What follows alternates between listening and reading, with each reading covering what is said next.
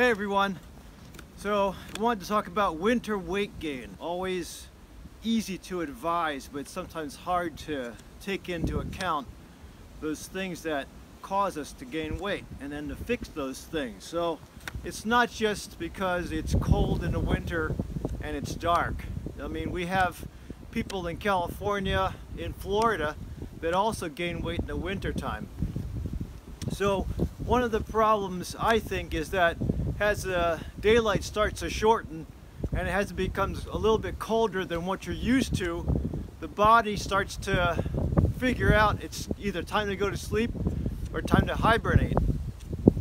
The best things for helping with sleep are usually to turn down the temperature at night in your room and also shade the eyes so they think that it's darkness. Well, the same things that we do to help with getting to sleep at night can also trigger that response during the day as the winter slowing down. So the pointers I want to talk about would be how to try to get through the winter and not gain too much weight. If you get ahead of your problem, then it won't be so exhausting to reverse the problem and then enjoy the spring. One of the things to start out with is when you do get sunshine, or when it does come out during the winter months, take advantage as much as possible. Try to get the eyes to see the sun, and or you can invest in a light box to use during the day to again fool the brain into thinking that it's daylight. Sometimes by using stimulants like rhodiola instead of ashwagandha, you'll have the effect of being a little stimulated during the day while taking advantage of an adaptogen. Caffeine does cause side effects, but this is the time of year when I say take advantage if you want to. If you've watched my videos on gastroesophageal reflux or GERD, you know that I don't like to use caffeine, but during the winter times, especially if you're trying to get out, you don't feel like exercising and you need stimulation, this is the time we take advantage of it.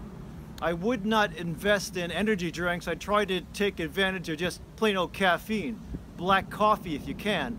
Not too late at night because it might affect the way you try to get to sleep, but enough of a stimulus so that maybe it'll push you past the door to get involved in the exercise routine. Staying accountable during the day with maintaining the schedule is very important. Even if you're not inspired to exercise, if you have the accountability of Monday, Wednesday, and Friday exercise or 6 in the morning exercise, try to maintain it as much as possible. Pack your bag beforehand, get your equipment ready, shovel the night before, or meet up with a friend so that you're accountable and it's easy to maintain. A lot of my athletes find it's difficult to initiate and get going, but once you're out the door and you're packed, it's easy to finish. I still say that a mindful practice would help get you through the morning if it is a stressful season. Maintaining it twice a day will still keep the brain thinking it's nighttime at a certain time or hour at night, and it's daytime at a certain hour or time of the day. If you can't rely on your eyes to see sun, then you can still have the scheduled activities planned throughout the day so that at least your circadian rhythm knows what to do. Which goes back to the reinforcement of trying to keep your eating pattern about the same as well. During cold months, you don't want to be taking in cold fruits and vegetables. Sometimes if you are relying on smoothies during the winter time, try to take the smoothies out of the formula and have it as whole food instead. A little bit warmer, not as cold as a smoothie, but you'll still be able to take advantage of the fruits and vegetables that you love during the summertime. Sometimes by taking advantage of warmer foods like soups or calorie-dense foods, it might give you the energy that you need to get going. During those holiday seasons when you're feasting, try to have a proportioned plan on how much to take advantage of and when to call it a day. The concept of hara hachibu, or stopping when you're 7 to 8/10 full, is always important, something we don't take advantage of. But as long as you know when to push away from the table, it'll make it easier to say that's enough. Whenever you go to feasts or parties, having accountability with somebody else that's going with you will also be taking advantage of the buddy system to keep yourself in check. Satiety is always important to manifest and practice before you go to your feasts or parties. And finally, activity in the wintertime can change. because of availability, but as I did here, you can always try to change around the way you think of winter by either going online. I picked up these snowshoes at Marshall's, especially when the weather was wrong or right, whatever you want to consider, but it made it less threatening for me to adopt a new idea about wintertime. Accumulating the right clothing is always important in addition to equipment, so when you do make the decision to get out and go, you have it available so you can take advantage without thinking. Again, the biggest problem is to initiate and get through the door. Usually the momentum of what you're used to will get you to accomplish your task.